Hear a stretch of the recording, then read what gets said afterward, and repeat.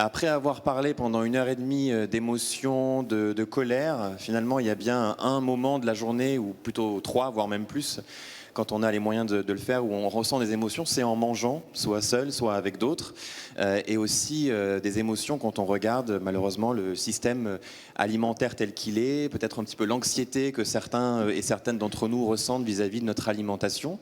Donc on va quitter peut-être ce monde des émotions en lien avec l'art pour aller vers les émotions en lien avec nos assiettes. Donc cette table ronde qui va porter sur les transitions vers une alimentation durable, qui va rassembler 4 intervenants qui sont chacun à différents endroits de la chaîne et du système alimentaire et qui auront donc, j'espère, l'occasion de donner une vision à 360 degrés des différents enjeux. On a devant nous du temps pour discuter de ces sujets. Donc je vais présenter les intervenants de cette table ronde. Rappelez aussi que pourquoi on s'intéresse aux questions de transition vers une alimentation durable. Alors le contexte, il est aussi très marqué en ce moment. On est à quelques jours du début de la COP28, la conférence des parties à la Convention des Nations Unies sur le changement climatique. Vous êtes tous rompus à ce vocabulaire. Maintenant, on n'a plus besoin de le décliner, au cours de laquelle on va peut-être encore parler d'agriculture, encore parler des systèmes alimentaires. Pourquoi ? Parce que bien qu'on soit dans un contexte de forte inflation alimentaire, de débat autour des sujets de souveraineté alimentaire, l'alimentation, les systèmes alimentaires, depuis la fourche jusqu'à l'assiette ou jusqu'à la fourchette, sont responsables d'une bonne partie des émissions de gaz à effet de serre, et l'agriculture, où les producteurs et les productrices agricoles sont à la fois des émetteurs d'émissions de gaz à effet de serre, mais ils sont aussi les principales victimes de ces émissions, et puis ils peuvent aussi contribuer à trouver des solutions en stockant du carbone, en ayant des pratiques adaptées aux efforts d'atténuation et d'adaptation. Alors avec moi pour parler de ces sujets, j'ai l'honneur d'avoir quatre invités. Alors ce que je vous propose, c'est qu'on remonte finalement la chaîne alimentaire. On commence par l'assiette, et donc ce sera à mon extrême gauche, Juliette Delannoy. Vous êtes responsable RSE de Foodles. Alors je le prononce bien, Foodles, c'est ça. Donc Foodles qui est, pour certains et certains d'entre vous, vous avez peut-être eu l'occasion de consommer ces plats dans des frigos connectés, dans des corners d'entreprise, ou peut-être même aussi faire appel à du click and collect. Donc on est sur la restauration collective. Juliette, vous nous présenterez dans la discussion ce que vous faites et quels sont vos enjeux en termes de transition. On remonte la chaîne, et cette fois-ci c'est à ma droite. Vous êtes Béatrice Javary, directrice RSE de Auchan Retail. Donc là, on va aller vers la grande distribution et le lien qui existe et les liens très forts qui existent entre un distributeur, des distributeurs et puis des producteurs, mais aussi des consommateurs. Finalement, vous êtes au milieu de cette chaîne. Et puis on remonte justement vers le système le système agricole et agroalimentaire. D'une part, peut-être avec Sébastien Abyss, qui est directeur du Club Déméter. Alors le Club Déméter, c'est un écosystème du secteur agricole et agroalimentaire. Sébastien aura l'occasion d'en parler. Un think tank, un club de réflexion aussi qui nourrit les dirigeants de ces entreprises qui sont françaises et internationales, des coopératives jusqu'aux organismes de restauration collective, par exemple. L'ensemble de la chaîne, Sébastien pourra couvrir ces enjeux. Et puis si je remonte jusqu'au producteur, et bien derrière le producteur, il y a aussi un acteur important, c'est le banquier, c'est celui qui accompagne les transitions. Et donc on a la chance d'avoir avec nous Thierry Lebrun, qui vient de Crédit Agricole Nord-de-France. Thierry, je crois que vous êtes directeur de la Banque des Transitions. Vous nous direz un petit peu ce que représente ce métier pour celles et ceux qui nous écoutent aujourd'hui à Lille, dans cette salle et à distance. Donc je vous propose qu'on prenne quatre temps successifs dans la discussion. D'abord, on va parler de géopolitique et de souveraineté alimentaire. Ensuite, on s'intéressera aux questions d'approvisionnement, de consommation responsable. Quels sont les défis qui se posent en termes d'alimentation, de production responsable. Et puis, j'interrogerai les 4 personnes autour de la table sur les freins, les leviers qu'on peut activer collectivement pour engager cette transition vers une alimentation durable. Et puis, si on a le temps, on finira par une question qui me semble essentielle, c'est comment est-ce qu'on mesure ces efforts efforts que toutes et tous font, ou dans lesquels ils s'engagent, ils et elles s'engagent, quels indicateurs on utilise, comment est-ce qu'on cherche cet impact. Et puis bien sûr, après, vous aurez toutes et tous la parole pour poser vos questions ou partager vos remarques. Alors je vous propose qu'on rentre tout de suite dans le sujet, et je me tourne d'abord vers Sébastien Abyss, que je vais vous voyer, mais c'est très artificiel parce que Sébastien et moi on se connaît depuis très longtemps. Donc Sébastien, ça me perturbe de te dire tu, de te dire vous, donc je vais te dire tu, hein, voilà. Donc Sébastien, toi tu as la chance de pouvoir couvrir un petit peu l'ensemble de la chaîne alimentaire, la France et le monde. Je vous invite vraiment à essayer de penser votre système alimentaire et agricole français, mais aussi à l'international. Sébastien, aujourd'hui, pourquoi est-ce que finalement on a besoin de parler de cette résilience des systèmes alimentaires? Pourquoi est-ce que c'est essentiel de parler de ça dans un contexte géopolitique très instable, Covid, bien entendu guerre d'agression en Ukraine, aujourd'hui impact du changement climatique, conflit très fort dans certaines régions du monde.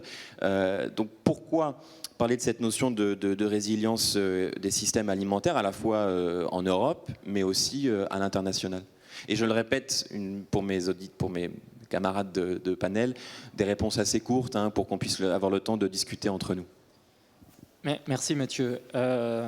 Bonsoir à tous. Je vais faire court avec 3 points. Le premier, c'est que nous avons, au cours de ce siècle, quelque chose qui ne change pas, même si tout semble instable et incertain.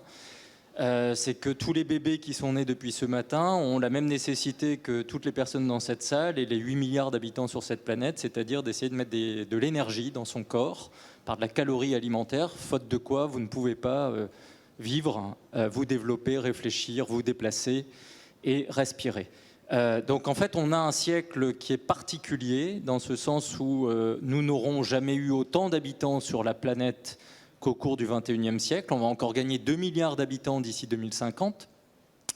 Et ce sujet de la sécurité alimentaire, au sens premier du terme, c'est-à-dire que la sécurité humaine avant tout repose sur ces calories alimentaires qu'on est capable de mettre quotidiennement, plusieurs fois par jour quand tout va bien et qu'on vit dans des sociétés confortables, grâce au travail des pêcheurs, des aquaculteurs et des agriculteurs d'ici ou d'ailleurs. Premier point, c'est-à-dire un invariant, à la fois pour celles et ceux qui sont nés depuis ce matin, pour vous tous et pour absolument toutes les personnes sur cette planète. Le deuxième point, c'est qu'il y a un gros changement. C'est qu'on ne peut pas continuer à nourrir comme avant, à la fois parce qu'il y a plus de monde à ressources équivalentes et qu'en plus on demande à ceux qui produisent, ceux qui transforment, ceux qui financent, ceux qui distribuent de manière large ou de manière plus ciblée, on leur demande de décarboner complètement les modes de vie. Et on demande même aux consommateurs d'être autour de ces pratiques alimentaires dans une responsabilité beaucoup plus grande. Et cette responsabilité plus grande pour le consommateur, je le dis très clairement, c'est la capacité demain à prendre conscience que le juste prix de son alimentation, c'est l'alimentation et l'aliment qui est bon pour sa santé, c'est le prix qui est bon pour la santé de la planète et la préservation de la nature, mais c'est aussi le prix qui est bon pour les producteurs, pour celles et ceux qui nous nourrissent, et qui est bon pour les territoires. Si ce n'est pas à ces 4 niveaux justes, il n'y a pas de juste prix. Et ça veut dire aussi que, comme les transitions ont un coût, ce qu'on ne dit pas assez, enfin regardez le rapport de Pisani-Ferry avant l'été dernier au niveau français, on connaît ce qu'il faut faire, on sait où sont les enjeux, on a des leviers, on a des solutions, il faut passer à la caisse, et passer à la caisse, ça signifiera de pouvoir le faire avec tout le monde. Et donc, je le dis, l'inflation alimentaire actuelle est une excellente nouvelle. Elle est difficile sur le plan social, elle impose de nouveaux arbitrages de dépenses, mais elle remet de la valeur à ce qui est vital, et donc doit déclasser ce qui est superflu. L'alimentation demain qui aurait un prix très bas est une alimentation qui ne fait pas sens par rapport aux enjeux contemporains, aux transitions climatico-énergétiques que nous devons faire et à la juste rémunération de celles et ceux qui sont en première ligne pour apporter cette sécurité humaine du quotidien. Et mon troisième point, il va être très simple. Mathieu l'a dit et a fort raison de rappeler que nous devons prendre ce sujet dans sa globalité. Il n'y a pas de planète B pour le climat, il n'y a pas de planète B sur la géopolitique. On ne peut pas en Europe, en France, avoir un raisonnement sur les questions agricoles et alimentaires, sur les questions du climat, sans tenir compte qu'il y a des régions dans le monde où les situations ne sont pas les nôtres et où les besoins sont différents. Les temporalités de développement ne sont pas les mêmes. Les attentes immédiates ne sont pas équivalentes. Et nous devons prendre conscience qu'il y a aujourd'hui, dans toute la planète, autour des questions agricoles et alimentaires, une très vive attention, à la fois de la classe politique, des sociétés, des acteurs financiers, des entreprises. Et donc on a une hyper mobilisation stratégique autour de ces sujets aujourd'hui parce que c'est un invariant. Et donc tout acteur financier, tout acteur qui veut être responsable, tous ceux qui positionnent aujourd'hui leur curseur sur la finance verte et de l'économie engagée, solidaire et responsable, viennent sur le terrain agricole et alimentaire parce que ça fait un sens concret. Vous êtes dans le concret. Mais ce concret agricole et alimentaire, il est loin parfois des postures qu'on peut avoir de manière idéologique ou bien pensante, parfois, vu de nos contrées européennes et françaises très confortables, je le dis parce que nous devons garder en tête qu'autour des questions agricoles et alimentaires, les inégalités mondiales sont immenses, s'amplifient, et il y a parfois de la dissonance stratégique entre les acteurs parce que la langue n'est pas la même. Par rapport aux besoins agricoles et alimentaires, les capacités de faire des transitions, de les financer et d'innover. Donc ça, c'est les 3 points que je voulais vous dire. Et ce que je crois fermement, c'est que nous devons expliquer aujourd'hui, pas au monde agricole qui sait ce qu'il a à faire, pas aux acteurs déjà sur ce secteur qui connaissent la complexité de faire et de la sécurité et de la soutenabilité et de la santé. Ce qu'il faut comprendre aujourd'hui, c'est que tout ça est une formidable aventure collective. C'est-à-dire qu'il y aura une chaîne de solidarité autour des questions agricoles et alimentaires où il n'y aura rien du tout. Les mondes agricoles sont à vos côtés pour avoir des transitions durables. Mais ça veut dire aussi que les consommateurs, les citoyens, les clients doivent comprendre qu'il faut redonner du sens à l'alimentation et de ne pas perdre de vue, par exemple, que l'alimentation et le soin qu'on y met, c'est un sujet qu'on doit non pas avoir uniquement pour les 1000 premiers jours du nourrisson ou pour les fins de parcours au bout de l'existence, mais tous les jours, les 25 000 jours moyens de la vie. Plus vous mettez une alimentation de qualité avec du sens dans votre microbiote, plus vous augmentez votre assurance vie. Merci Sébastien. Alors bon, j'imagine que ça doit vous faire réagir, hein, ce que dit Sébastien sur notamment la question du déclasser le superflu, faire remonter ce qui est important et passer à la caisse. On verra peut-être comment ça se passe du côté de chez un distributeur comme Auchan. Mais avant, je voudrais donner la parole à Thierry Lebrun, qui, je le rappelle, est directeur de la Banque des transitions du Crédit Agricole Nord-de-France, d'ailleurs partenaire de l'événement.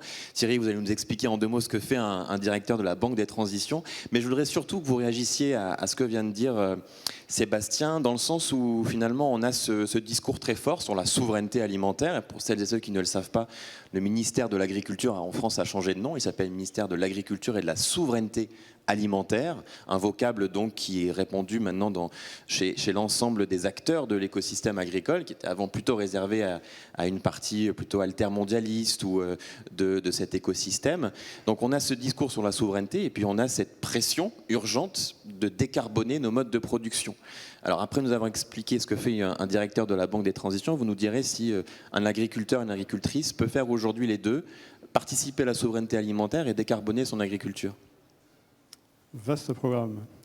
La Banque des transitions au Crédit Agricole, c'est l'incarnation de ce qu'on appelle chez nous le projet sociétal du groupe, où finalement on a tous pris conscience, la banque avec ses parties prenantes, que le monde dans lequel nous vivons n'est pas soutenable. Alors ça, depuis 1992, le sommet de Rio, on l'entend et on a fini par le comprendre.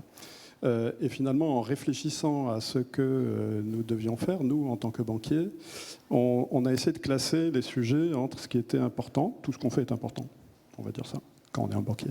Et ce qui est critique, typiquement la crise Covid, et ce qui est vital, et on a planté 2 clous qui sont le climat et la biodiversité. Pourquoi le climat c'est important? Il suffit de se rendre compte que, alors le 17 novembre, on a fêté un événement, enfin on ne l'a pas fêté, mais on a vécu un événement absolument historique, c'est-à-dire que pour la première fois sur la planète, on a dépassé les 2 degrés à l'échelle globale. Je pense qu'il faut que ça réverbère dans tous les esprits. Et l'Organisation météorologique mondiale nous a dit que dans les 5 ans, on aurait définitivement passé les 1,5 degrés avec 70 ans d'avance sur l'accord de Paris qui devait nous permettre de l'éviter à 2100. Donc pourquoi le climat, c'est un sujet extrêmement important? Parce que le GIEC nous dit qu'en 2080, la zone intertropicale sera invivable. Vous avez vu qu'au Brésil, il fait déjà 60 degrés ressentis. 60 degrés ressentis, vous ne sortez pas dehors, vous ne travaillez plus. La zone intertropicale invivable, c'est 80% de la planète, des habitants de la planète en 2080. Imaginez ce que ça veut dire. Je n'irai pas plus loin. Pourquoi la biodiversité, c'est important? Parce que si on imagine une seule seconde qu'on va pouvoir vivre sans les animaux et sans les végétaux, c'est juste un leurre et les agriculteurs sont les premiers à le savoir. Or, on a perdu 70% de la biodiversité ces 30 dernières années. Et ce n'est pas une photographie, ce n'est pas stabilisé, au contraire, ça s'accélère. Donc si les courbes continuent, dans 10-15 ans, le climat sera un vrai sujet, mais on aura perdu le vivant. Donc, le vital, quand on est un banquier et qu'on s'appelle le Crédit Agricole, évidemment, on se dit il faut s'en occuper. Et c'est pour ça qu'on a mis stratégiquement dans notre projet d'entreprise, dans notre projet de groupe, le fait d'accompagner la décarbonation de l'économie, y compris l'agriculture, mais pour l'ensemble des acteurs économiques, et accompagner, réussir. On a écrit dans notre projet de groupe réussir la transition agricole et alimentaire. Ça ne veut pas dire qu'on se donne une obligation de moyens, ça veut dire qu'on se donne une obligation de fin, et on travaille avec nos clients, avec nos parties prenantes aujourd'hui pour coaliser les intérêts, parce qu'effectivement, de quoi parle-t-on? On parle de quelque chose qui est au cœur de notre ADN, nous, au Crédit Agricole, qui est la coopération. Nous sommes une coopérative, nous sommes la première coopérative mondiale. Et dans un système libéral capitaliste de concurrence, sans doute libre et parfaite, non faussée, on pense que les communs, le climat, l'eau, les sols, le vivant, les communs ne peuvent plus faire l'objet de uniquement les lois du marché. Si ça devait fonctionner, on le saurait aujourd'hui, on ne serait pas en train d'en discuter. Donc on pense qu'il faut s'occuper et coaliser, adopter un mode plus coopératif de coopétition sur les sujets qui concernent le climat, la biodiversité, et donc au premier rang l'agriculture. Et donc, j'arrive sur les sujets de souveraineté. Ça va pour la Banque des Transitions? Donc, les sujets de souveraineté, c'est quoi la souveraineté? Pour un pays comme la France, c'est la capacité d'abord à produire sur son sol.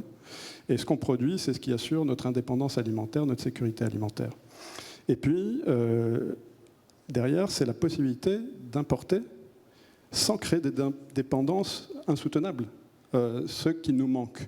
Or, aujourd'hui, on sait qu'on importe, par exemple, 50% de nos fruits et de nos légumes.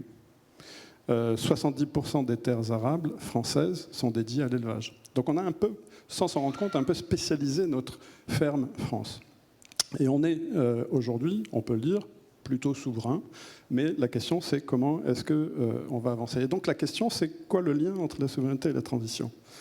C'est très simple. Si on considère que, comme Sébastien, tu nous l'as dit, l'agriculture est un vecteur du changement climatique, puisque selon les scientifiques, c'est à peu près 30% à l'échelle mondiale, disons le système agricole et alimentaire, incluant la supply chain, comme on dit en bon ch'ti, donc jusqu'au consommateur, en passant par la distribution, la logistique, etc., 30-35%, eh bien, on se rend compte qu'on ne peut pas uniquement travailler sur la décarbonation, c'est-à-dire la sobriété en termes d'utilisation des énergies fossiles, mais il faut aussi travailler sur l'agriculture.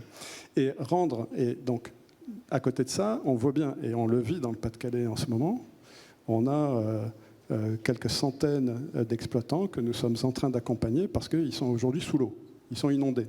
Et on voit bien que l'agriculteur est un des premiers acteurs économiques à être vulnérable aux risques climatiques et environnementaux. Et donc, faire la transition, c'est assurer la résilience de notre système de production, c'est assurer la pérennité de nos agriculteurs. Et évidemment, pour le Crédit Agricole, réussir la transition est une condition sine qua non de la souveraineté alimentaire. Par contre, et j'en finirai par là parce qu'on en reparlera, on ne peut pas considérer que le climat est le seul sujet.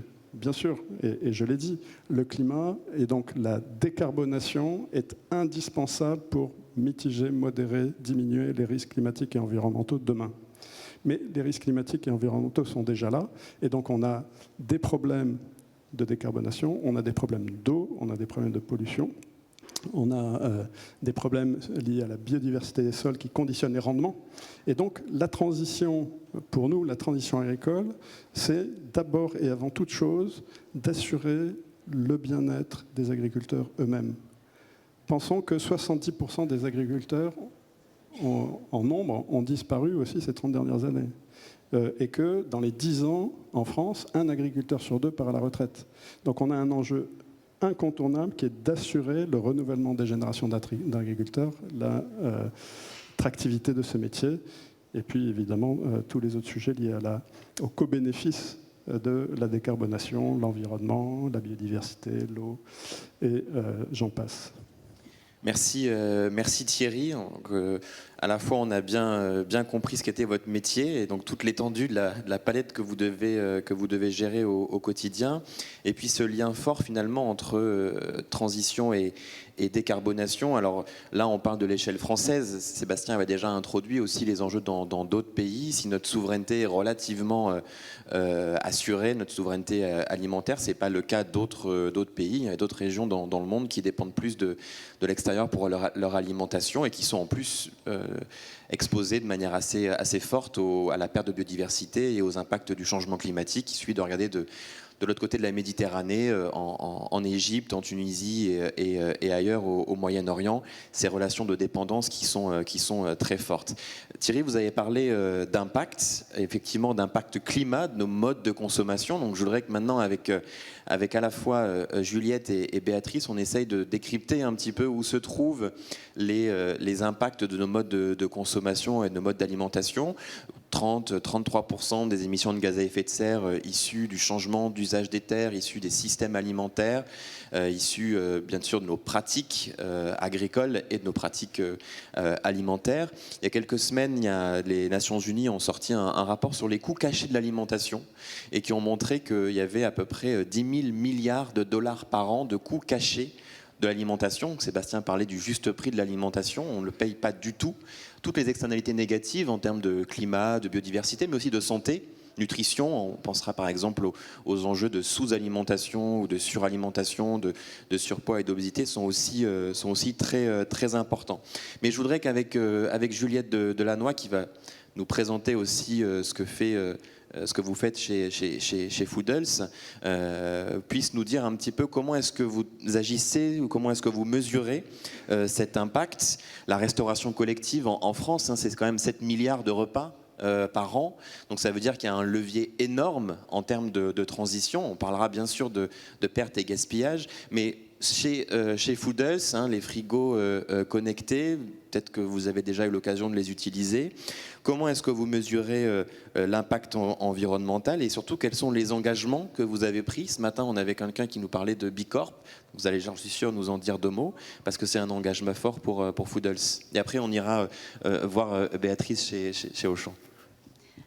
Alors oui, chez Foodles, c'est important pour nous de mesurer notre impact. Pour cela, on passe par un traditionnel bilan carbone qu'on réalise tous les ans sur notre scope 1, 2 et 3. On en a ressorti 3 grands axes de travail qui sont les ingrédients. Indéniablement, on bosse dans l'alimentaire, c'est les ingrédients qui représentent plus de 60% de notre bilan carbone global. Viennent ensuite les sujets logistiques, puis emballage. Donc les engagements qu'on a pris, je tiens déjà à dire que depuis la création de Foodles, nos 2 cofondateurs sont hyper engagés dans les sujets RSE. Ils n'ont pas attendu de monter un pôle RSE pour que ce soit des sujets importants. On est devenu entreprise à mission en 2022 et donc le statut d'entreprise à mission nous oblige à du coup inscrire notre mission dans nos statuts et en découler des objectifs statutaires donc qui sont audités chaque année par un organisme indépendant. Donc on ne peut pas prendre de décisions qui vont à l'encontre de notre mission. Donc nos 4 objectifs statutaires sont défendre une alimentation saine et durable, un achat responsable, réduire notre impact environnemental, nos déchets, s'engager pour l'emploi durable et la réinsertion, et enfin valoriser des associations à but non lucratif. Donc on cherche la croissance chez Foodles puisqu'on est une jeune entreprise, on a été monté en 2014, mais ça ne se fait jamais au détriment des engagements qui sont pris. Et d'ailleurs, même si on le voulait, on ne pourrait pas le faire de par notre statut d'entreprise à mission. On s'est aussi engagé donc, depuis août dans la certification B Corp, donc, dont on est très fiers puisque c'est vraiment une certification qui est très très large. C'est sur 5 piliers, et ça parle à la fois des déchets, de la réinsertion, du handicap. Du coup, on est très très fiers d'avoir ce label-là. Et par exemple, pour illustrer que pour nous, la croissance n'est pas un frein au développement durable, si on prend l'exemple du gaspillage alimentaire, par exemple, c'est bien entendu dans notre intérêt de le réduire pour réduire notre impact environnemental, mais aussi le gaspillage alimentaire a un coût. Donc c'est hyper important à la fois pour l'argent et pour les économies de CO2 de le réduire. Et on a le même schéma sur les transports. On essaye d'optimiser au maximum notre flotte, à la fois pour réduire les émissions, mais aussi parce qu'on ne veut pas faire circuler des camions pour rien, parce que ça coûte très cher. Donc ça c'est les engagements, mais enfin, peut-être que vous pouvez donner d'autres exemples aussi. Comment est-ce que vous vous engagez à réduire cet impact environnemental tout en maintenant quand même un modèle économique durable? Vous êtes en plus en croissance, si je me souviens bien, dans d'autres géographies. Comment est-ce que vous mesurez, faites la balance et l'équilibre entre ces missions, cette certification B Corp, ces engagements en termes de réduction de l'impact, notamment sur les ingrédients, et un modèle d'affaires durable sur le plan économique? Alors, on a la chance d'être dans un secteur qui est tout nouveau, les frigos connectés, et d'arriver sur un secteur de la restauration collective qui est un peu à l'ancienne et très traditionnel. Et du coup, le fait d'être un acteur engagé, c'est très différenciant. Et on se tire vraiment vers le haut avec les autres acteurs, puisqu'on essaye tous de s'améliorer dans les sujets RSE. Donc ça nous aide beaucoup dans le modèle économique, et c'est différenciant pour nous. Voilà. On aura l'occasion de parler un peu plus dans la suite aussi des impacts et des engagements de Foodles. Donc la restauration hors domicile, hein, c'est quand même un sujet très important. C'est 30% des dépenses alimentaires qui se font en dehors de notre domicile. Mais là maintenant, je voudrais qu'on rentre chez nous et qu'on aille faire nos courses, cette fois-ci chez Auchan, dans la grande distribution, et qu'on comprenne aussi, Béatrice Javary, ces sujets-là, c'est votre quotidien. Comment est-ce qu'un opérateur aussi important que Auchan, alors on va plus parler du domaine français dans cette discussion-là, même si Auchan est à l'international, comment est-ce que vous mesurez ces impacts sur le système alimentaire? Je crois que l'important, c'est vraiment l'amont agricole, les modes de production, et quelles relations vous entretenez aussi avec les producteurs pour les accompagner dans la réduction de leurs empreintes environnementales? Bonsoir à tous. D'abord, je voudrais revenir sur le sujet de la souveraineté, parce qu'à l'échelle d'Auchan, c'est sécuriser des filières d'approvisionnement pour garantir 400 millions de clients par an qui se rendent dans nos 650 points de contact en France. Donc c'est colossal, ce qui veut dire qu'on est en fait en lien très étroit avec tous nos partenaires. Ça impose de les connaître, ça impose de connaître également la répartition de la valeur, ça impose de connaître leurs problématiques, d'être au rendez-vous du soutien de ces acteurs quand ils sont confrontés à des aléas climatiques.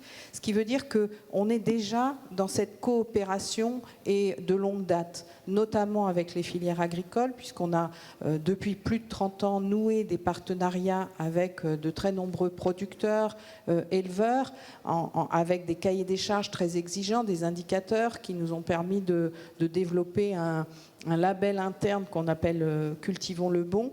Et avec tous ces partenaires-là, on a pris des engagements de décarbonation, puisque si les objectifs de réduction des émissions de gaz à effet de serre d'Auchan ont été validés par le SBTi très, très récemment, ça nous conduit à poser moins 25% sur le scope 3. Et le scope 3, pour Auchan, ça représente 94% de son empreinte. C'est-à-dire nos produits, c'est l'essentiel de notre bilan carbone.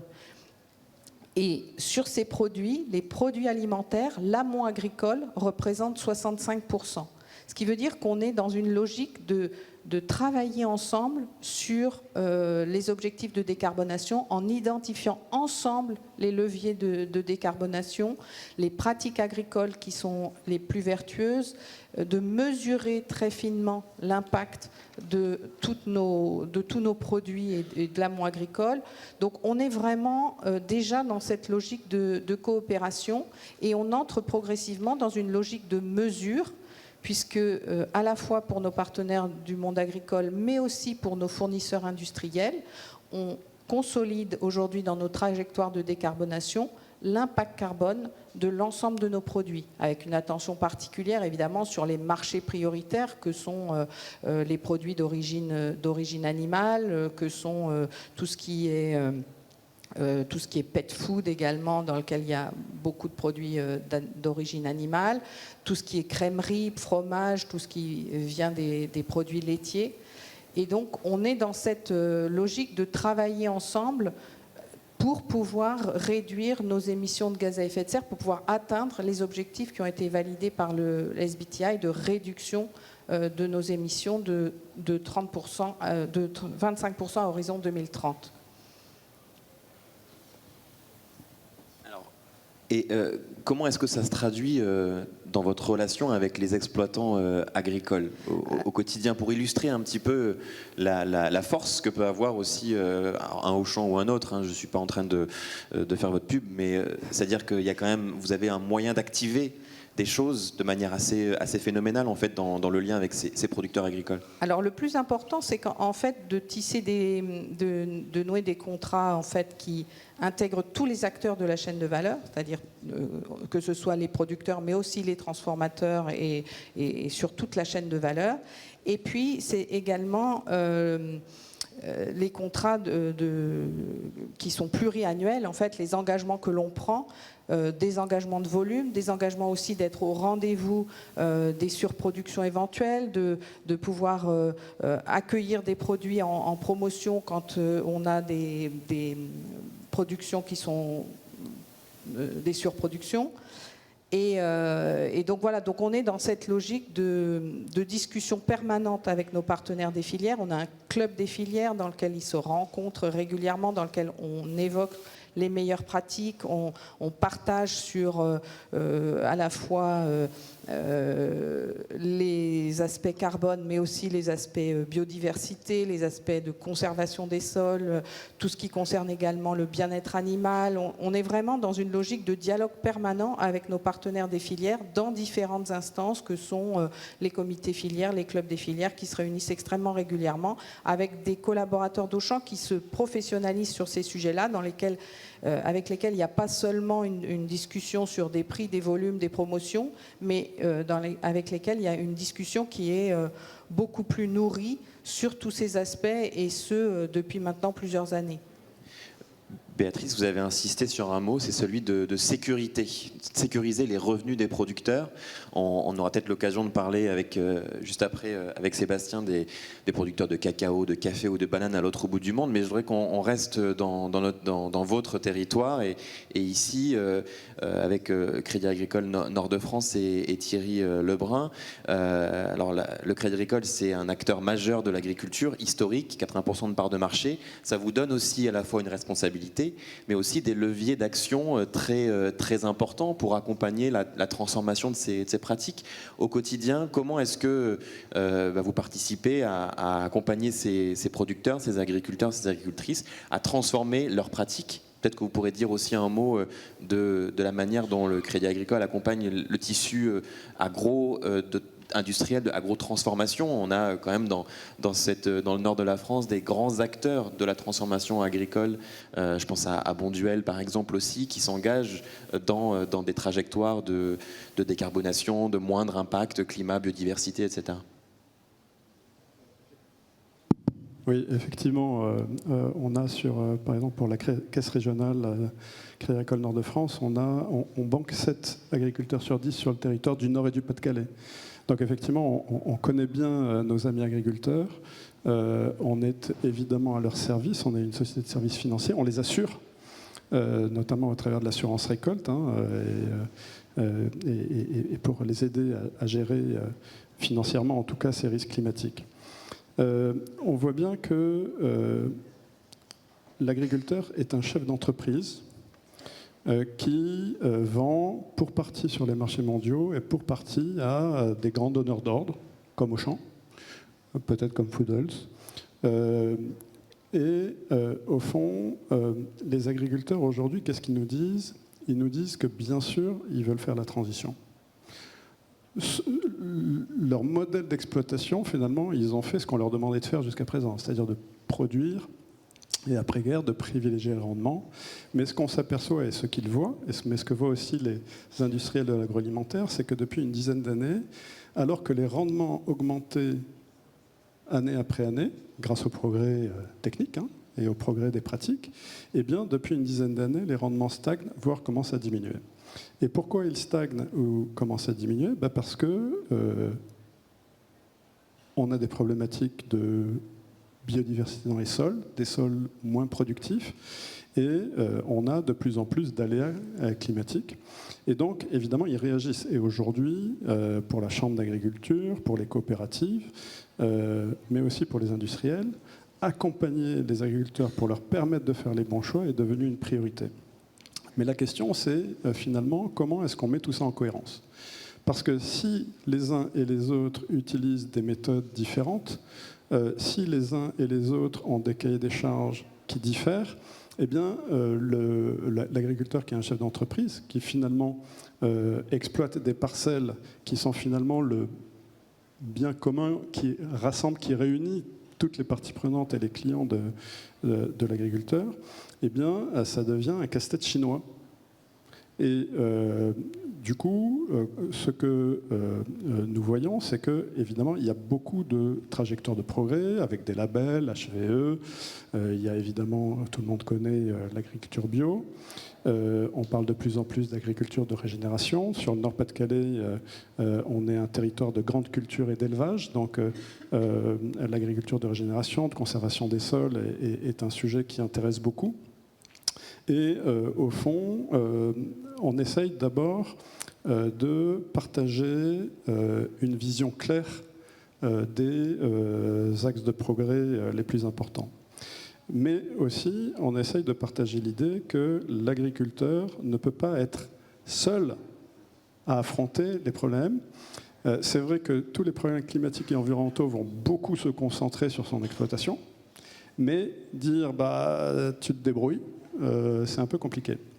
Et donc du coup, lorsqu'on regarde de près comment, par exemple sur le climat, on peut trouver des leviers d'amélioration sur la diminution, enfin la décarbonation de l'agriculture et de l'alimentation de manière générale, on s'aperçoit que l'amélioration des pratiques agricoles, c'est un effet de levier de 15 à 20% de diminution des émissions. Et donc, il faut trouver ailleurs, si on veut, dans la stratégie française, stratégie nationale bas carbone, diminuer de 46% à 2050, il faut aussi trouver ailleurs des leviers. Et les leviers, où est-ce qu'on va les trouver? On va les trouver dans les filières. Parce qu'en sortie de l'exploitation, il faut transporter les produits, il faut aller les transformer, etc. Et là, l'INRA nous dit, avec l'ADEME, qu'on a un autre levier de 10 à 15%. Donc si on utilise tous les facteurs, si l'agriculteur est ultra performant et les filières deviennent performantes, on arrive à ranger 35% des émissions. Et donc, si on veut diminuer de 46%, il reste encore des efforts. Et ce que nous dit l'ADEME avec l'INRA, c'est que si on travaille sur les régimes alimentaires, là on a un effet levier de 30 à 60%. Et donc, il faut travailler simultanément sur les pratiques agricoles, sur les filières et sur les régimes alimentaires et donc le consommateur. Et c'est lorsqu'on a ça en tête, sachant que le climat encore va tirer les co-bénéfices dans les pratiques sur la qualité de l'eau, sur la biodiversité. Donc le carbone est central, mais va tirer toute cette complexité qui fait le vivant finalement. Et quelque part notre économie qui va être de plus en plus circulaire, de plus en plus locale. eh bien, on va arriver à quelque chose de plutôt satisfaisant. Mais on voit bien qu'en tant que banquier, on a une chance assez extraordinaire, qui est qu'on a une entreprise de service qui, finalement, travaille avec l'ensemble des acteurs économiques, les particuliers, les agriculteurs, les professionnels, les entreprises. Et donc, on veut se positionner comme un tiers de confiance, faire un pas de côté, ne plus être simplement un prestataire de services financiers et assurantiels, mais on veut être justement dans le dialogue, on veut être un facilitateur du dialogue, on veut être un créateur de liens, de façon à finalement faciliter la co-construction par des coalitions d'acteurs qui vont encore une fois de la fourche à la fourchette. Et c'est très important. Il faut aller jusqu'au consommateur. Et en ce qui concerne le consommateur, c'est vous et nous. Je pense qu'il faut qu'on accepte de se dire il faut qu'on refasse de l'éducation populaire. Parce qu'on ne pourra pas imaginer une seule seconde, c'était l'introduction de Sébastien, on ne pourra pas imaginer une seule seconde que nous allons pouvoir continuer comme avant, grâce simplement au progrès technique ou à l'intelligence artificielle. Ce n'est pas vrai. Donc, si on veut vivre ensemble sur la planète, vivre ensemble en France, dans une économie ouverte, eh bien, il faut aussi que nous fassions tous des efforts pour aller finalement vers ce qu'on appelle le flexitarisme. Et c'est pas un gros mot, hein. Être flexi, c'est sexy. Merci, hein, c'était une punchline. On la garde. Donc ça ne veut pas dire devenir vegan, ça ne veut pas dire devenir végétarien, mais ça veut dire l'OCDE demande de diminuer par 5 la consommation de viande. Alors j'entends tout de suite hurler, mais comment est-ce possible ? Eh bien, il faut bien se rendre compte que nos filières d'élevage en France sont des filières ultra performantes si on les compare à ce qui se fait dans le monde.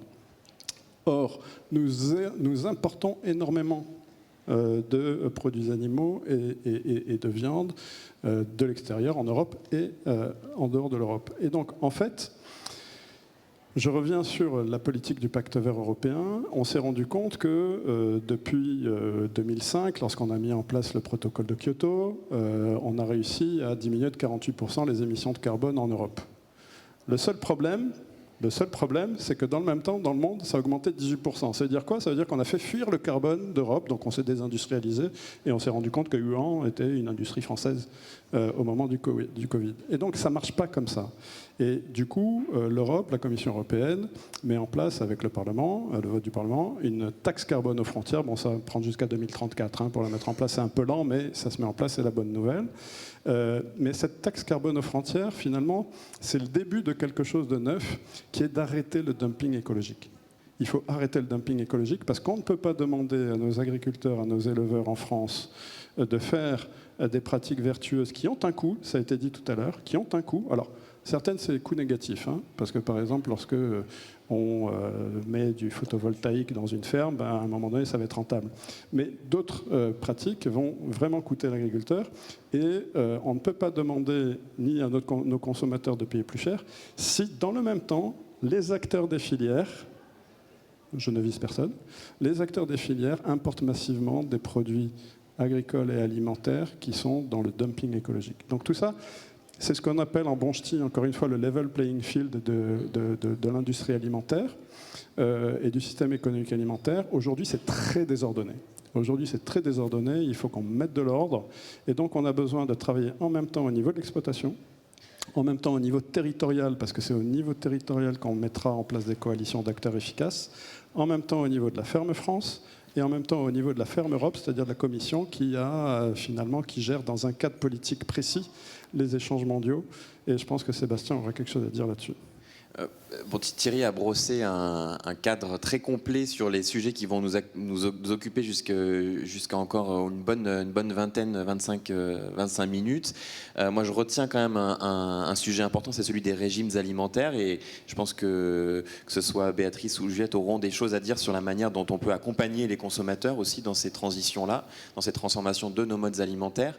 Mais Thierry, vous avez insisté sur la question de l'exportation et de l'importation, parce que finalement, finalement, et ça va permettre de décentrer un peu le débat sur la France, parce que c'est aussi un événement international aujourd'hui, de regarder aussi dans nos modes de consommation, dans nos systèmes alimentaires. Vous avez bu tout à l'heure du thé au jasmin, ou à déjeuner, vous avez certainement eu des cookies très bons avec des pépites de chocolat. Tout ça, ça ne pousse pas dans le fond de notre jardin. Café le matin, le chocolat dans le pain au chocolat, la banane qui est le premier fruit consommé au monde. Alors ça pousse dans les territoires ultramarins français, mais une bonne partie de notre alimentation, elle vient aussi de loin, voire de très loin. Et donc j'aimerais bien, Sébastien, que tu puisses un petit peu nous éclairer aussi sur ces enjeux de création de valeur pour ces filières, parce que hier j'étais aux assises du commerce équitable, donc qui milite pour qu'il y ait un revenu décent qui soit donné aux producteurs.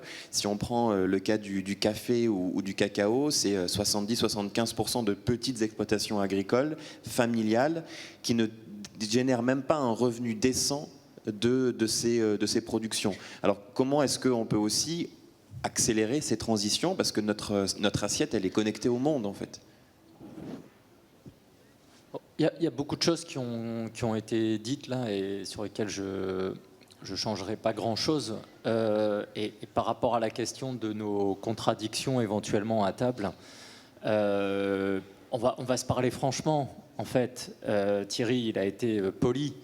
Je vais l'être beaucoup moins. Soit on est cohérent, je l'ai dit par rapport à l'aspect économique, et je mesure ce que ça veut dire d'indiquer que l'inflation alimentaire est une bonne nouvelle. Je sais ce que ça veut dire sur la difficulté sociale, culturelle, éducationnelle qu'il faut avoir à l'esprit. Mais je persiste. Je persiste si on veut mettre nos valeurs en adéquation avec nos dépenses. Et si on veut être pour les transitions. Ça ne sert à rien de se dire tous les 4 matins qu'on est pour les transitions et que ça change, et qu'en fait on ne change pas d'abord et surtout soi-même ses pratiques. Donc ça peut commencer dans l'assiette, mais ça ne doit pas uniquement rester dans l'assiette, et ça ne doit pas être qu'une affaire alimentaire, ça doit être une affaire globale. Donc ça, c'est important. L'autre aspect, c'est il ne faut pas qu'on déshumanise justement l'acte alimentaire.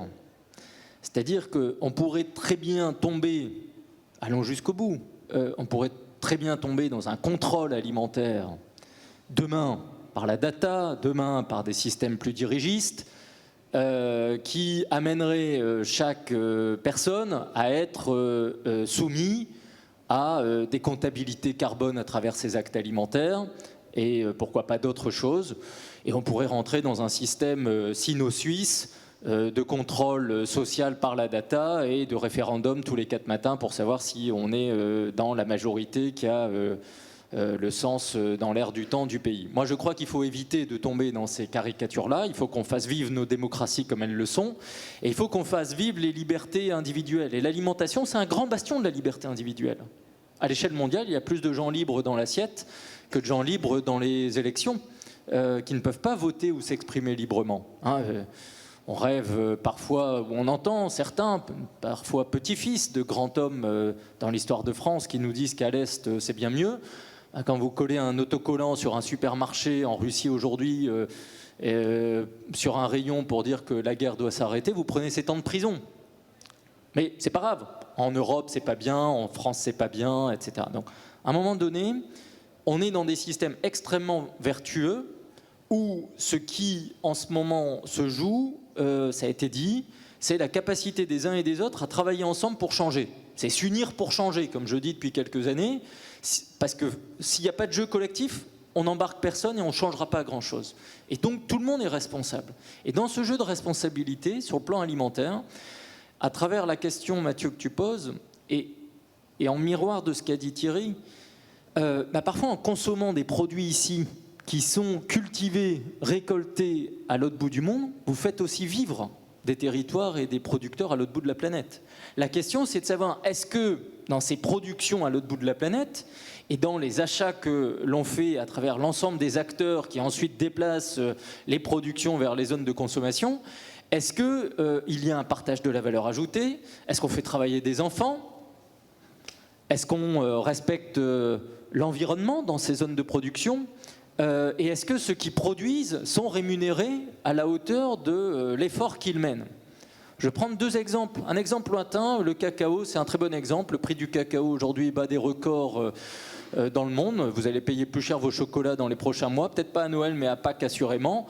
Et je rappelle qu'on peut avoir des chocolats tous les jours à Lille, comme dans toutes les villes de France, voire les petites communes de France, ce qui est une hérésie écologique. Mais nous avons même une hérésie sociale, puisqu'aujourd'hui nous avons placé le curseur des approvisionnements de cacao, principalement sur la lutte contre la déforestation, ce qui est un vrai et important sujet, mais on a un peu fait fi de l'aspect social, et donc on est en train de nuire parfois au développement humain dans certaines régions du monde, parce que nous mettons des normes, nous, sur nos approvisionnements, davantage sur l'angle écologique. Je ne dis pas qu'il ne faut pas les mettre, je dis qu'on doit réhumaniser parfois certaines normes et approvisionnements que l'on fait. Parce que si c'est pour couper les vivres à des producteurs à l'autre bout de la planète, parce qu'on leur reproche de couper des arbres, je fais court, je ne sais pas si on fait avancer beaucoup le développement collectif et les chaînes de solidarité. Et je prends un autre exemple, c'est qu'aujourd'hui, nous avons des produits en France qui coûtent plus cher que dans d'autres régions du monde. Pourquoi ?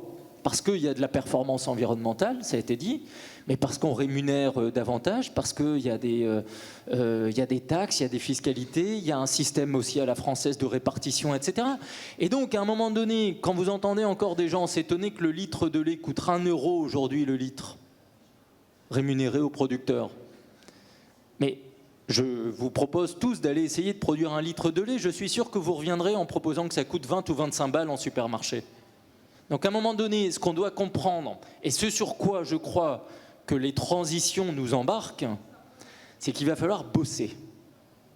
Il ne va pas juste falloir financer, il ne va pas juste falloir décarboner, il va falloir bosser. Ça veut dire qu'on va tous devoir se retrousser un peu les manches pour peut-être se déplacer autrement ou beaucoup moins, produire autrement ou produire par soi-même, moins consommer par instant ou consommer d'autres choses parce que ça fera sens, et donc faire des choix, des arbitrages qui risquent d'avoir des ajustements un peu brutaux parfois dans nos modes de vie.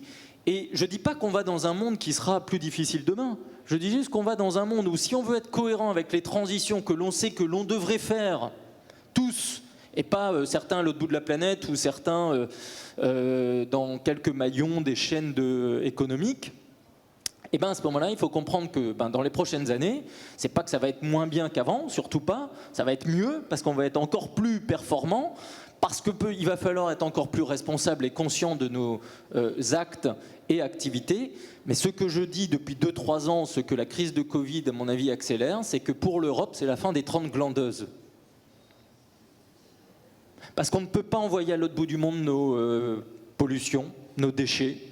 On ne peut pas s'approvisionner aux 4 coins du monde n'importe comment si c'est pour fragiliser des tissus productifs ici et en faisant fi de ceux qui bossent du matin au soir, en passant par la nuit en permanence et en mobilisant les enfants, et on se contrefiche à tout ça parce qu'on aura des chocolats pour Noël. Tout ça n'a pas de sens. Et donc à un moment donné, moi je dis toujours, l'économie responsable et circulaire, oui. L'écologie circulaire, oui, et d'ailleurs sur l'économie circulaire et l'écologie circulaire, je pense que les mondes agricoles sont plutôt en phase avancée par rapport au reste des secteurs d'activité, mais perdons pas de vue le bon sens circulaire. Et donc ne gaspillons pas parfois le bon sens, et parfois faites des choix dans vos modes de vie, mais soyez cohérents, et demain, ces transitions réussies, c'est des transitions où, encore une fois, on ne va pas être en décroissance. Sinon, on va tous dans le ravin. Ce qu'il faut, c'est faire décroître les émissions de carbone. C'est pas pareil. Et il faut restaurer de la nature par ailleurs. Mais il ne faut pas réduire la sécurité humaine, ni ici, ni à l'autre bout du monde. Et donc, Mathieu a raison. On ne peut pas raisonner uniquement souveraineté sous une pensée d'égoïsme stratégique au détriment des autres. Et donc la souveraineté, elle doit être solidaire. Ça veut dire qu'il faut défendre ses intérêts, regarder ce qu'on peut faire à domicile. Mais encore une fois, j'insiste, il n'y a pas de planète B ni pour le climat qui se réchauffe, ni pour la sécurité humaine. Et Thierry l'a rappelé, et ça, je pense qu'en Europe et en France, on doit l'avoir clairement en tête.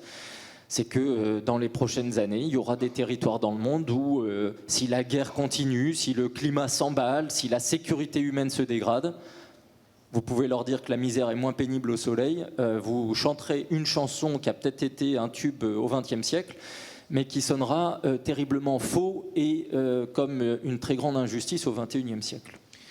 Ce que je retiens, Sébastien, de ce que tu as dit, c'est une petite chose, parce que tu as dit plein de choses très intéressantes, mais c'est les questions notamment liées au commerce et aux échanges. Pour l'instant, on n'en a pas parlé, mais le fonctionnement même des règles du commerce, je parlais tout à l'heure de commerce équitable, le fonctionnement même des règles du commerce place des systèmes agricoles en compétition, alors qu'ils ne sont pas du tout au même niveau de compétitivité. Ce qui pose bien entendu des questions d'égalité, d'asymétrie aussi entre les agricultures du monde. Et donc tu parlais des règlements, pour celles et ceux qui ne seraient pas au courant, des règlements de lutte contre la déforestation importée, c'est-à-dire l'idée qu'en Europe, on ne va pas importer des produits qui ont participé à la déforestation. Donc tu parlais du cacao, mais ça peut être aussi le soja qui nourrit les animaux, donc indirectement peut-être les cuirs qu'on va utiliser dans certaines industries. Bref, ça peut aller très loin, ce sujet-là. Mais c'est aussi des sujets qu'on appelle de living wage, de decent living wage, donc des revenus décents, sont aussi des sujets qui sont abordés, qui sont traités dans d'autres enceintes. Sébastien a appuyé sur plein de leviers réglementaires, techniques, politiques, géopolitiques, économiques, financiers, etc. Béatrice Javary, j'aimerais bien que depuis la perspective d'un acteur comme Auchan, qui participe à ce jeu collectif dont a parlé Thierry, vous puissiez nous partager, selon vous, quels sont les leviers qu'on peut activer et les freins que vous identifiez dans ces transitions, dans ces trajectoires de transformation. Et une fois de plus, je suis un petit peu pénible, mais ne parlons pas que de climat, parlons aussi de biodiversité, parlons aussi de santé. L'alimentation, c'est aussi un enjeu de santé. Oui, alors vous avez, à travers ces prises de parole, mesuré combien la tâche pouvait être complexe pour Auchan qui est un distributeur alimentaire, qui propose aussi une large gamme de produits non alimentaires, avec des enjeux effectivement d'approvisionnement en France, mais aussi partout dans le monde. Donc, ce qui veut dire que ces sujets-là, ils doivent collectivement être adressés, mais aussi individuellement par chacun dans son quotidien de travail. Que ce soit les acheteurs, que ce soit les ingénieurs qualité, que ce soit nos commerçants quand ils sont face finalement aux clients et qu'ils doivent jouer un rôle aussi de conseil pour accompagner la décarbonation du panier, l'évolution des modes de consommation, les choix plus vertueux. Donc tout ça, c'est d'une très grande complexité et ça demande en fait à la fois concilier ces logiques de fin de mois, parce qu'on sait très bien que nos clients font partie de ceux qui ont souvent des budgets très contraints et qui ont ce quotidien à assurer avec des budgets alimentaires qui explosent avec l'inflation, mais aussi d'autres dépenses contraintes autour de l'énergie, du carburant, du logement, et on voit bien que tout ça finalement est extrêmement complexe. Alors quels sont nos leviers ? Nos leviers sont des leviers de mobilisation à la fois auprès de nos collaborateurs pour qu'ils prennent conscience de cette responsabilité et qu'ils évoluent aussi dans leur métier. Donc c'est presque une dimension de ressources humaines, de vouloir accompagner cette transition chacun dans son métier. Et puis des leviers de sensibilisation de nos clients à ces enjeux climatiques, à ces enjeux de biodiversité, à ces enjeux de santé aussi, parce qu'on est aussi très, très soucieux de lutter contre ces problématiques d'obésité, de prévalence du diabète de type 2, y compris maintenant chez les enfants. Donc on voit bien que sur tous ces sujets-là, les clients ont besoin d'être accompagnés, les consommateurs ont besoin qu'on les aide à faire de meilleurs choix, finalement c'est peut-être aussi à travers notre métier de commerçant qu'on va pouvoir les accompagner, parce que on a une communication puissante dans les médias, on a une présence de nos collaborateurs à leur côté quand ils font leurs courses, on a des logiques de promotion, de mise en avant, une politique aussi de labels. Alors on sait que les limites que peuvent représenter les labels, mais on peut aller plus loin que les labels avec d'autres critères de sélection des produits autour de la saisonnalité, autour de la relocalisation, autour de l'équilibre alimentaire.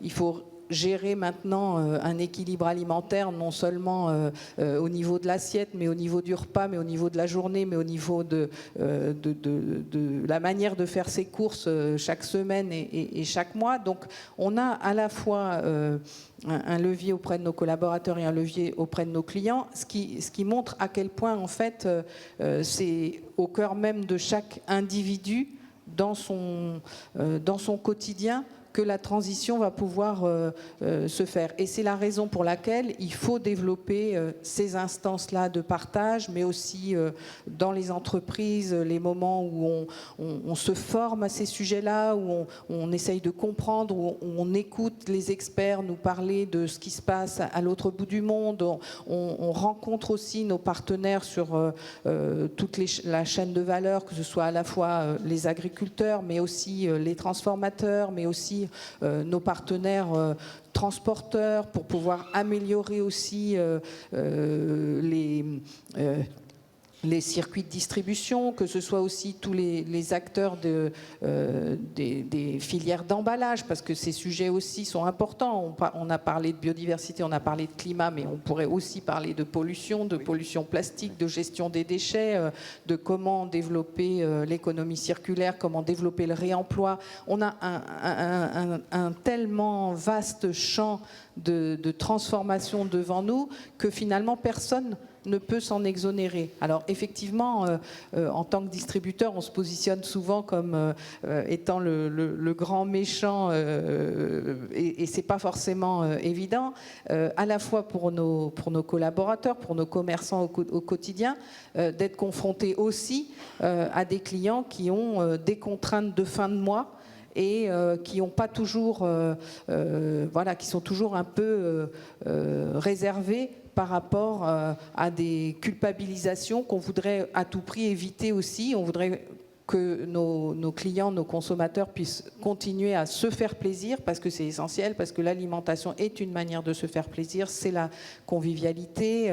Donc il faut trouver le juste équilibre entre une information, un accompagnement, un conseil. Moi je parle souvent auprès des directeurs de magasins de la nécessité par exemple de faire déguster des alternatives végétales, parce que finalement, qu'est-ce qui va faire que l'on va prendre un lait d'avoine ou un lait d'amande à la place d'une bouteille de lait quand on achète une bouteille de lait depuis toujours pour son petit déjeuner? Eh bien, c'est peut-être de faire l'effort de découvrir, de goûter, de comprendre, d'avoir quelques ordres de grandeur en tête aussi sur l'impact carbone comparatif des produits. Donc, il y a un chantier qui est énorme, dont on perçoit la responsabilité immense que peut avoir Auchan, qui est au contact quotidien du consommateur, mais qui est aussi en lien permanent avec les industriels et avec les agriculteurs qui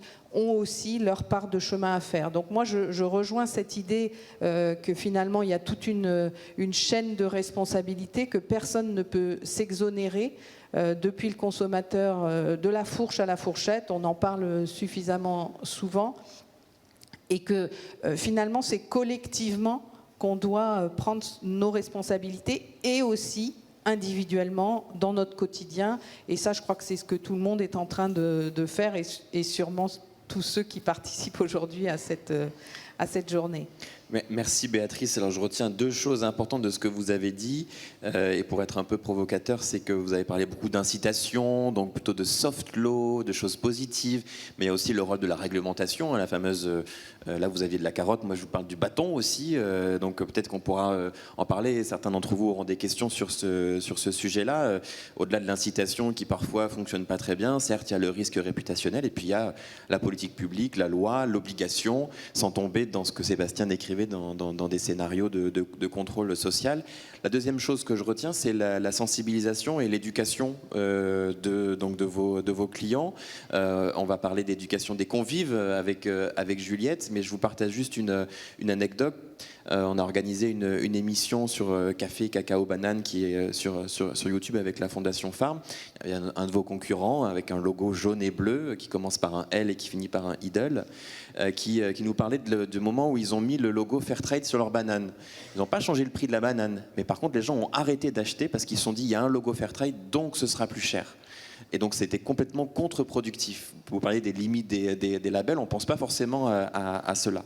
Mais je reviens avec vous, Juliette, et avec Foodles.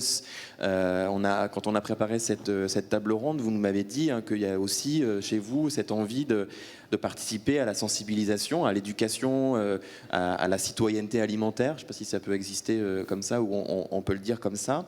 Chez Foodle, vous avez un rôle, comme la restauration collective en général, hein, les cantines notamment, ou la restauration hors domicile. Comment est-ce que vous faites pour justement participer à sensibiliser le consommateur, à transférer aussi vos efforts en termes de sourcing durable, parce que derrière il y a aussi la question du coût des productions et le coût de l'alimentation. Et puis juste après on parlera, je pense, des pertes et gaspillages aussi, mais vraiment sur cette question de la sensibilisation.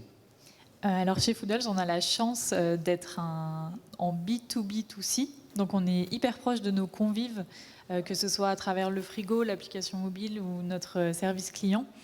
Donc je rejoins totalement ce que vous disiez, Béatrice, sur le fait qu'il vaut mieux sensibiliser que culpabiliser. Chez Foodles, on s'est aperçu, suite à nos bilans carbone, que les emballages ne représentaient que 3% de l'impact, et pourtant les convives nous posent des questions que sur les emballages. Ils ne se posent pas vraiment la question de ce qu'il y a dans le plat. Et du coup, on a vraiment à cœur de recentrer le débat sur ce qui pèse dans la balance chez nous, dans notre modèle, à savoir les ingrédients. On a les mêmes soucis que Auchan sur la jungle des labels. Donc on évite d'en mettre sur nos plats et on est en train de travailler sur l'affichage environnemental. Donc à la fois pour nous, pour éco-concevoir nos recettes et analyser lesquelles sont les plus émettrices. Je pense qu'il n'y a pas un côté blanc, un côté noir entre le carné et le végétarien. Je pense qu'on peut faire un peu des deux. Et même au sein d'une même recette, si on prend par exemple des lasagnes bolognaises, pourquoi ne pas mettre moitié bœuf, moitié alternative végétale dedans et sensibiliser les convives sur le sujet. Je pense qu'il y a vraiment deux mots d'ordre qui sont sensibilisation et transparence. Il faut vraiment que le consommateur nous fasse confiance. On ne peut pas juste lui imposer des labels et lui dire ça c'est bien, ça c'est pas bien, c'est culpabilisant. Comme le disait Sébastien, on a chacun nos libertés et c'est hyper important. Sur le sourcing, donc nous on prend on ne veut pas non plus remettre toute la responsabilité sur le consommateur, ça n'aurait aucun sens. On a nos responsabilités, on en est conscient. Du coup, on se penche de plus en plus sur les questions d'agriculture régénératrice, par exemple, donc qui peuvent aider les agriculteurs à financer de nouvelles pratiques qui sont bénéfiques pour tout le monde. Et on travaille aussi avec des acteurs qui sont un peu innovants. Je pense notamment à Atypique, qui est un grossiste de fruits et légumes déclassés, donc des fruits et légumes trop petits, trop gros, tachés, tordus. Donc on essaye d'intégrer toutes ces nouvelles options dans notre cuisine et surtout d'en parler à nos convives, parce qu'on pense que c'est important de le faire et aussi de le dire pour que, pourquoi pas, eux aussi, après chez eux, se mettent à se tourner vers ce genre d'ingrédients et pourquoi pas aussi le propager autour d'eux. Très rapidement, Juliette, si vous pouvez rebondir aussi à la question des pertes et gaspillages. parce que ça c'est un élément qu'on a tous à peu près en tête. Un tiers de la nourriture dans le monde est perdue ou gaspillée. Alors dans les pays, disons, qui n'ont pas le niveau d'infrastructure et de capacité aussi de transformation qu'on a au sein de l'Union européenne par exemple, c'est plutôt au stade de la production, de l'après-récolte que sont perdues les denrées parce qu'elles périssent très rapidement, où il y a des ravageurs, où les silos ne sont pas adaptés. Au contraire, en Europe, on est plutôt au stade de la consommation. Peut-être que Béatrice aura des choses à dire aussi, mais le temps manque là-dessus. Mais en France, c'est principalement des fruits et légumes qui sont perdus, et ça représente une quantité importante d'impact. Et comment est-ce que vous, parce que si je comprends bien le principe, c'est que les plats sont dans des frigos et puis on les prend, donc forcément il y a un gros risque de gaspillage. Oui, exactement. Juste pour vous donner un peu des chiffres, dans la restauration collective, l'ADEME nous dit que le taux de gaspillage est environ de 17%. Chez Foodles, avec les frigos, on arrive à 12%, donc on fait une baisse d'à peu près 30%. 12%, ça paraît peu, mais en fait c'est énorme. On ne peut pas se dire qu'un plat sur 10 qu'on produit finit à la poubelle, c'est beaucoup trop. Du coup, on essaye de prendre des actions vraiment sur tout le cycle de vie du plat. Donc on commence avec prévenir, éviter de remplir trop les frigos. Donc pour ça, on a un algorithme qui nous aide à remplir les frigos chez nos clients. Donc si on a un client, par exemple, qui autorise le télétravail tous les vendredis, on va moins approvisionner son frigo ce jour-là. On essaye aussi de s'adapter aux habitudes alimentaires. Notamment, on a des clients qui sont en full végétarien, et on a des clients qui rechignent un peu à avoir les 40% de végétariens qui sont à la carte. Donc on essaye de s'adapter aussi pour avoir le moins de pertes possible. Ensuite, une fois que les plats sont dans les frigos, le but c'est que quand notre livreur repasse le lendemain, le frigo soit vide. Du coup, on fait des daily promos. Donc quotidiennement, à partir de 17h, tous les plats au frigo qui se périment ce jour-là passent à moins 30%. Donc l'idée, c'est de permettre aux convives de repartir chez lui avec un repas sain, à moindre coût, et d'en faire profiter sa famille, par exemple. Et le vendredi, cette daily promo passe à 50% sur tous les plats qui se périment le week-end. Donc l'idée, c'est vraiment, le frigo est vide à la fin de la journée. Ensuite, il y a des plats qui restent invendus. Du coup, on essaye de les donner au maximum à des associations. Chez Foodles, on travaille beaucoup avec le Chaînon Manquant et le Secours Populaire, donc qui en plus en ce moment n'ont pas beaucoup de moyens et peu de dons. Donc on essaye vraiment de mettre notre pierre à l'édifice. Et enfin, il y a des plats qu'on n'arrive pas à donner et qu'on n'arrive pas à vendre. Et pour cela, on essaye de les revaloriser au mieux. Donc chez nous, c'est des filières de méthanisation pour produire du biogaz. Mais vraiment, le gaspillage, il faut réfléchir à chaque niveau de la chaîne si on veut pouvoir le réduire. Merci, merci Juliette. Alors si je voulais faire un petit peu une boutade, attendez 17h au travail, puisque Sébastien dit que vous allez travailler plus demain pour pouvoir profiter des promotions de chez Foodles. Alors avant de vous donner la parole et commencer déjà à me faire signe si vous avez des questions, je voudrais qu'on termine cette discussion avec vous, Thierry Lebrun, parce qu'on a parlé des leviers à activer, etc. Mais je ne voudrais pas ne pas vous donner la parole sur ce sujet, en particulier sur celui du financement. Une banque comme le Crédit Agricole, vous l'avez dit, c'est un acteur qui accompagne à plein de niveaux, mais qui quand même a pour objectif de financer aussi ces transitions. C'est un sujet que nous, en tout cas à la Fondation, on porte, puisqu'on fera notre prochaine conférence sur le financement des transformations de l'agriculture. Comment est-ce que vous accompagnez vos clients sur ces sujets-là? Enfin, quelles sont les innovations financières peut-être que vous portez au sein du Crédit Agricole?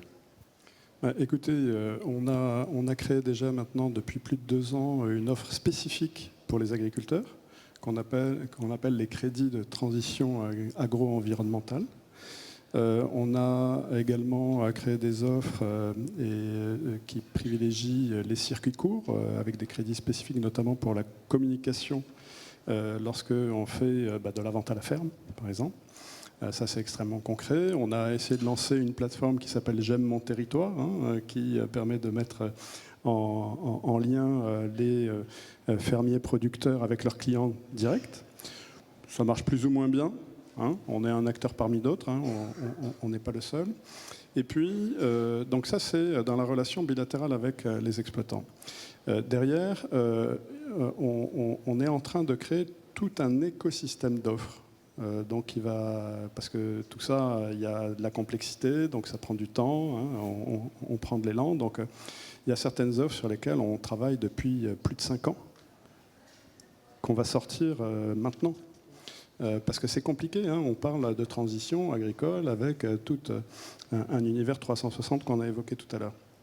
Et donc à partir de l'an prochain, on va offrir un outil de diagnostic à la main de l'exploitant qu'il pourra utiliser en côte à côte avec son conseiller, qu'on appelle Trajectoire Agri, qui va permettre de finalement simuler la trajectoire économique de l'exploitation en fonction des choix de transition qu'il va faire.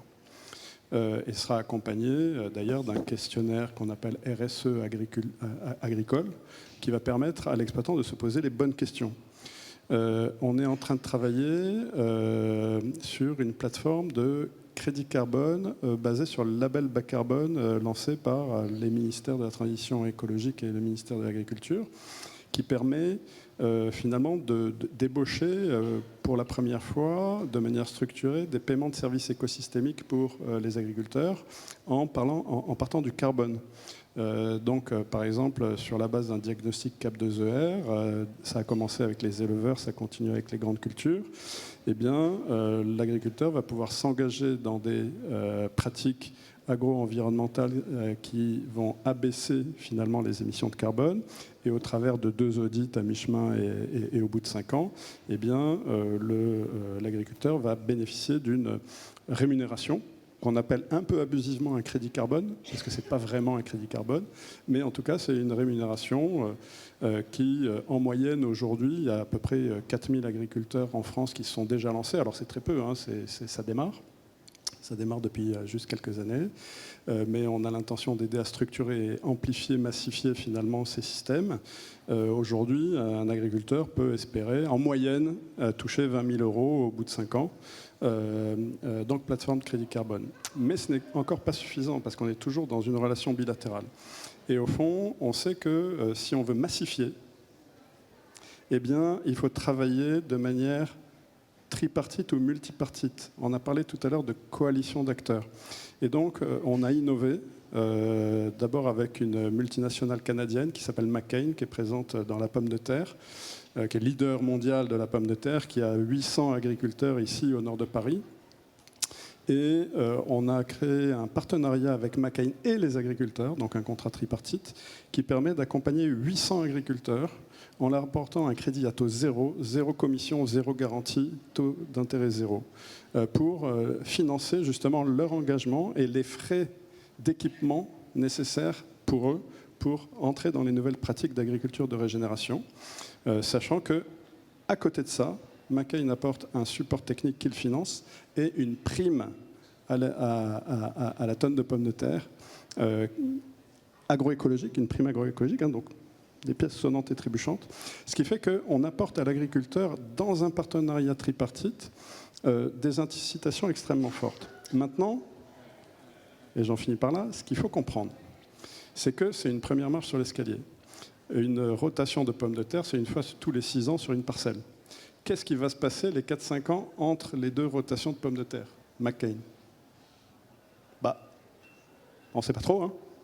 Donc, qu'est-ce qui garantit à McCain que finalement cette trajectoire d'agriculture de régénération va durer les 5 ans avant qu'il revienne, où là, il ne va pas payer sur cette parcelle-là les X euros de prime? Eh bien, du coup, quand on pense à ça, on prend conscience en fait de l'enjeu et de l'intérêt de coaliser. Pour finalement faire en sorte que pour l'agriculteur, parce qu'il va avoir plusieurs primes données par plusieurs clients donneurs d'ordre, donner finalement la conviction à l'agriculteur dans son choix de chef d'entreprise, finalement qu'il n'y a pas d'autre alternative que la transition, parce que la rémunération va se trouver là. Et pour les industriels, finalement, partager le coût de la transition. Parce que si McCain doit tout seul payer la transition vers l'agriculture régénérative, c'est coûteux pour McCain. Si par contre c'est partagé avec Tereos, avec Bonduel, avec Advitam, pourquoi pas avec Auchan, chacun va payer un petit bout. Et j'en viens au sujet sur le cadre, finalement, économique de la transition. À un moment donné, il y a un cadre qui est nécessairement un cadre politique. On connaît la PAC, pas trop d'influence pour l'instant sur les enjeux de transition, même si on a un peu verdi la PAC. on voit le gouvernement qui met en place ce système de label bas carbone agricole. C'est très bien, ça va dans la bonne direction. Mais c'est encore insuffisant. J'ai dit tout à l'heure qu'il fallait remettre un petit peu d'ordre, on en est à peu près tous conscients. Mais donc, il faudra un cadre politique. Par contre, on ne peut pas demander aux politiques de prendre un risque politique si, et on l'a vu avec les bonnets rouges, avec les gilets jaunes, etc., si on n'a pas compris avant. Donc je pense qu'en un, on a un sujet de bien comprendre et de bien dialoguer ensemble pour s'accorder sur qu'est-ce que c'est que la transition agricole entre agriculteurs et agro-industriels et distributeurs et banquiers. Qu'est-ce que c'est ? Pour ça, on a mis en place une chaire doctorale qui va nous aider à comprendre. Et on travaille avec des instituts, les instituts interprofessionnels, on travaille avec des associations comme Pour une agriculture du vivant ou Earthworm, qui accompagnent les agro-industriels et les agriculteurs sur ces sujets pour comprendre.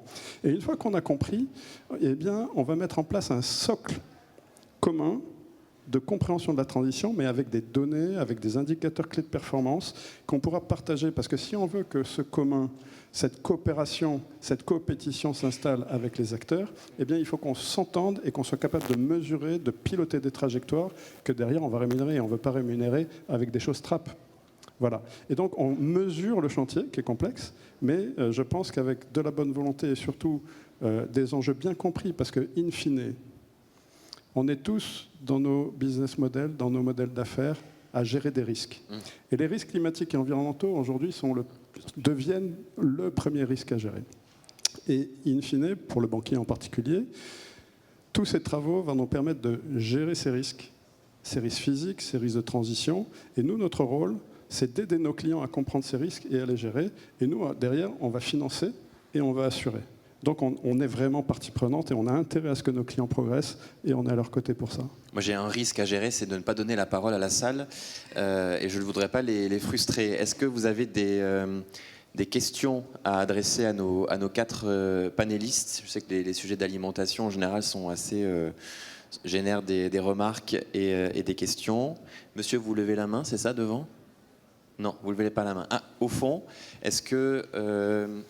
Thierry, je peux prendre ton micro ? Alors, j'ai une question au fond et une deuxième. On va prendre toutes les questions, comme ça, après, vous pourrez répondre à l'ensemble. Monsieur, t'es avant, non ? C'est pas grave, de toute façon, on prendra la question de monsieur, je l'ai bien repéré juste après. Alors, j'ai posé une question pour Madame Javary, du groupe Auchan, que je connais pour y avoir travaillé quelques années, et notamment au service achat. Moi, j'avais une question par rapport notamment à... On a tous conscience qu'effectivement, manger plus sain et manger aussi aider la filière qui effectivement prend soin de la planète, notamment je pense à la partie bio, a beaucoup de sens. Or, aujourd'hui, le bio souffre d'un problème de pouvoir d'achat et effectivement est aujourd'hui un peu boudé. D'ailleurs, il y a pas mal de monde du monde agricole effectivement en bio qui effectivement se pose vraiment des questions et parfois même revient en arrière pour aller sur de l'agriculture traditionnelle. Et moi, j'avais une remarque. Pourquoi le bio n'est pas plus présent à Auchan et pourquoi il n'est pas mis plus en avant. Et puis surtout, une remarque d'un ancien acheteur qui vous parle, du groupe Auchan, qui connaît quand même un peu le sujet de l'achat. Et je sais à quel point la partie achat doit être formée pour effectivement qu'elle puisse prendre part et effectivement quelle est cette connaissance de ses choix, enfin un argument de choix dans la décision d'un acheteur. Et j'avais une remarque toute simple, qui était pourquoi les acheteurs, à un moment donné, sur la partie bio, raisonnent pas en pourcentage, et pourquoi ils ne raisonnent pas plutôt en valeur. Le bio est plus cher à l'achat. Pourquoi ne pas appliquer un pourcentage de marge plus faible pour le rendre plus abordable, sachant que si on prend 20% de marge sur du bio, ça rapporte plus en euros que 20% de marge sur du non-bio. Et donc, il y aurait tout intérêt pour un distributeur de pouvoir pincer un peu sa marge, si j'ose dire, sur le bio pour le rendre plus abordable et que effectivement on puisse arriver à apporter le bio pour les plus modestes. Merci. Alors Béatrice, retenez bien la question et on va prendre la deuxième de monsieur avec la chemise à carreaux. Si vous pouvez bien passer le micro. Voilà. Au fond, juste voilà. Parfait, comme ça, à moins qu'il y ait d'autres questions, sinon après on fera un tour de table. Alors voilà, très bien. Allez-y. J'enchaîne là ? Ouais. Déjà, merci pour l'intervention à tous, parce que c'est un sujet qui est très complexe de tout point de vue, social, climatique, tout ça. Donc, c'est pas évident de l'aborder. Moi, ma question, c'est au niveau européen. J'arrive pas à comprendre, je ne peut-être pas tous les éléments, mais quand est-ce qu'on va changer les règles, parce qu'on sait que ça implique l'Europe et aussi tous les producteurs dans le monde. On passe des accords entre le Mercosur et l'Europe, par exemple. Ce pas les mêmes règles, vous l'avez évoqué. En même temps, il faut changer les habitudes des consommateurs en Europe. On voit aussi que le système a été fondé dans les années 50-60, dans une période où l'Europe avait besoin de produire en masse. Et donc il fallait changer toutes les règles à l'époque. Aujourd'hui, on n'est plus dans la même époque. La PAC, est-ce qu'elle n'est pas aujourd'hui plus d'actualité? On sait qu'il y a beaucoup d'agriculteurs qui ne sont pas rentables. Enfin, ils dégagent un salaire, mais en fait, ils sont sans ces aides, ils ne pourraient pas vivre. Mais tout ça pour produire des quantités agricoles qui ne sont pas forcément destinées à des choses logiques, comme on pense au maïs, qui à 80% va pour l'élevage. C'est une non-sens aujourd'hui où on sait qu'on va manquer d'eau. Enfin bref, c'est un exemple parmi d'autres.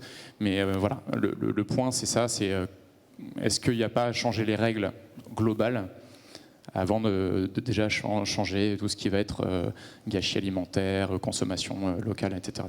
Merci. Merci pour cette question sur la cohérence des politiques commerciales et agricoles. Et puis on va prendre la dernière question de monsieur. Et comme ça, vous pourrez tous les quatre donner vos réponses. Juste devant, voilà.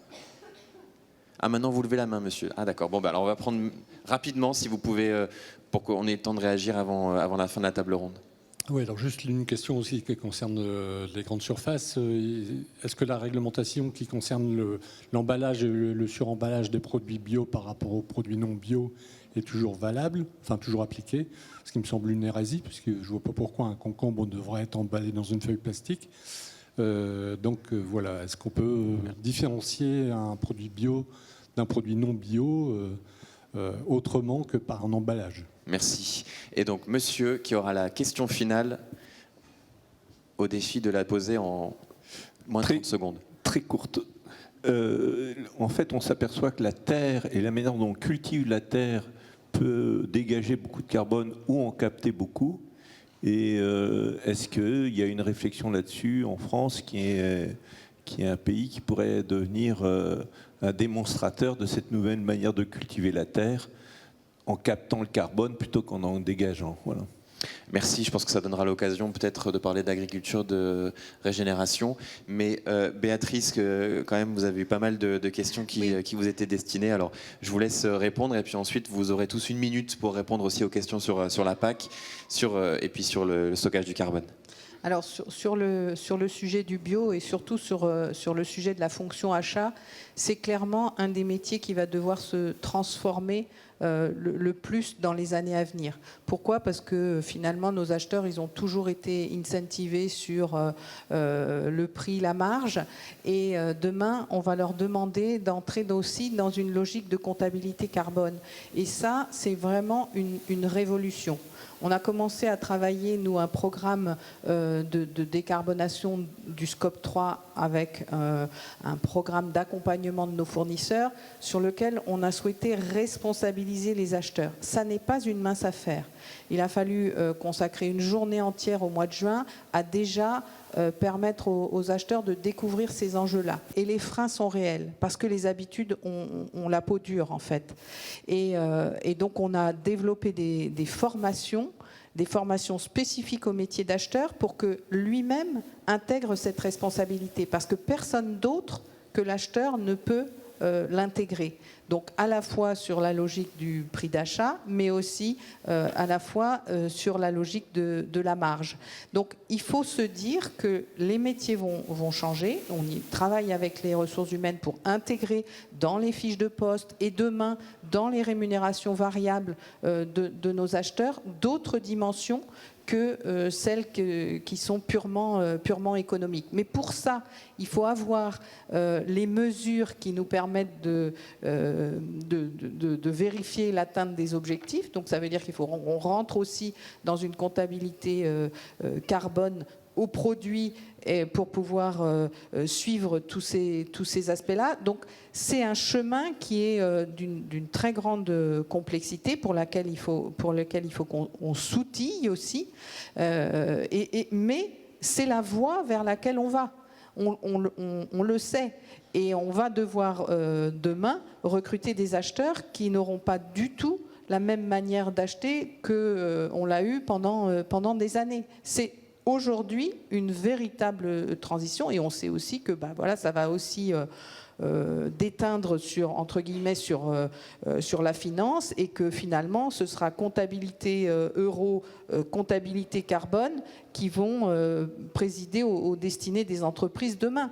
Et tous les acteurs qui aujourd'hui ne jouent qu'avec des euros joueront demain avec d'autres enjeux que des euros, à la fois dans leurs objectifs, dans leur rémunération variable et dans la performance de l'entreprise. Et c'est aussi la CSRD qui va nous aider là-dessus, parce que finalement, annexé au rapport financier, on aura tous les ESRS de la CSRD. Et donc, toute cette transformation, elle est à l'œuvre. Je crois qu'il faut à la fois se dire, oui, les problèmes, ils sont immenses, mais en même temps, on est en chemin, les métiers changent, les logiques changent, les entreprises se transforment, et tout ça va dans le bon sens globalement, parce qu'il y a une prise de conscience que oui, sinon on va dans le mur, et c'est très clair. Donc peut-être que c'est le sujet du bio, on n'en débattra pas aujourd'hui, il est très complexe et il fait la une des journaux encore aujourd'hui. Et le bio, c'est une manière de pratiquer l'agriculture, mais il y en a d'autres, et on parle des agricultures de conservation, agriculture régénératrice. Donc c'est un sujet parmi d'autres, mais la vraie réponse, c'est quand même que le métier d'acheteur, il va devoir intégrer tous ces aspects-là. Merci. Je vous propose qu'on donne 30-40 secondes aux trois autres, parce qu'il va falloir conclure, et puis on pourra discuter des emballages des concombres pendant la pause. Juliette, peut-être en 30 secondes sur une conclusion, et puis pour répondre aussi à la question de la cohérence, et puis après je donnerai la parole à Thierry et à Sébastien. Alors, chez Foodles, on est restaurateur, donc sur le sujet du bio, je n'ai qu'un mot à dire, c'est Egalim, qui nous pousse à tendre vers les 20% de bio. Et sur l'agriculture de régénération, je voudrais juste rebondir sur la contribution carbone. Je pense que c'est hyper important, en tant qu'acteur qui achète de l'alimentaire, d'aider à financer les transitions. Et du coup, on participe au financement des agriculteurs, notamment en Rhône-Alpes, sur la contribution carbone. Je pense que c'est un bon levier d'action.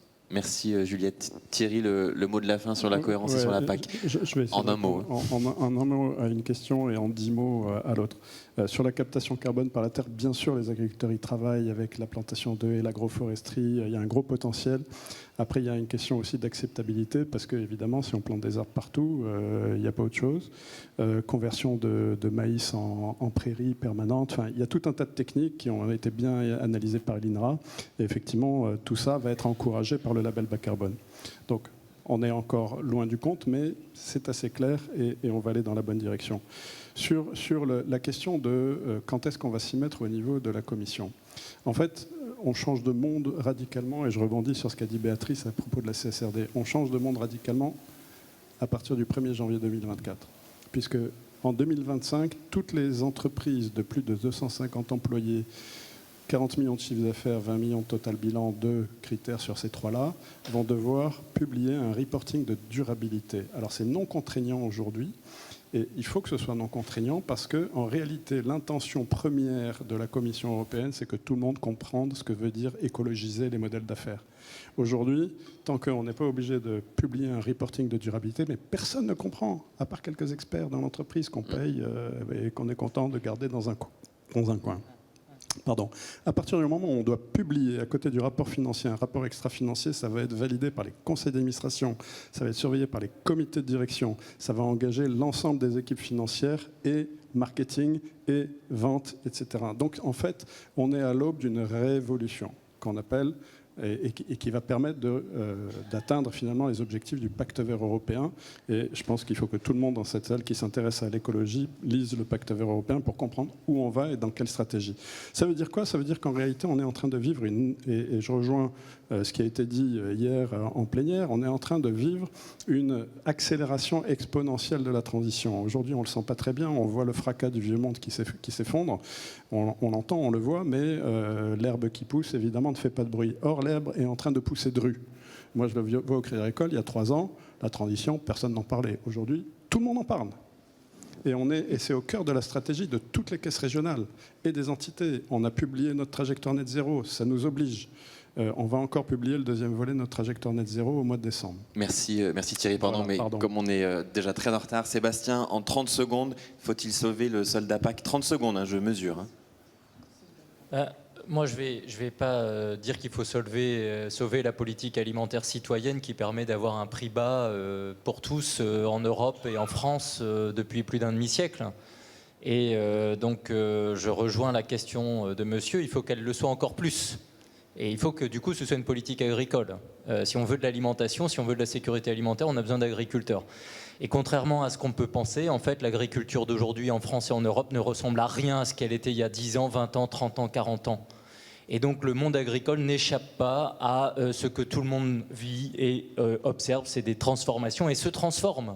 Il n'y a pas une spécificité agricole du statu quo qui ne bougerait pas. Pour conclure, faire attention évidemment à ce qu'on mange par rapport au climat, mais jamais perdre de vue que l'alimentation c'est du plaisir. Si on ne prend pas de plaisir en mangeant, même les bons produits pour la santé sont moins bons pour la santé. Travaux de l'Institut Pasteur à Lille avec le pôle nutrition qui l'a très bien démontré. Donc prenez plaisir, soyez enthousiastes quand vous passez à table et ne mangez pas tout seul parce que là aussi ça dégrade la qualité de l'alimentation que vous consommez. Donc mangez avec le sourire et mangez les uns avec les autres des produits d'ici ou d'ailleurs. Merci Sébastien, on en revient aux émotions. Merci à toutes et à tous et merci aux traductrices qui ont assuré la traduction de cette session. Merci.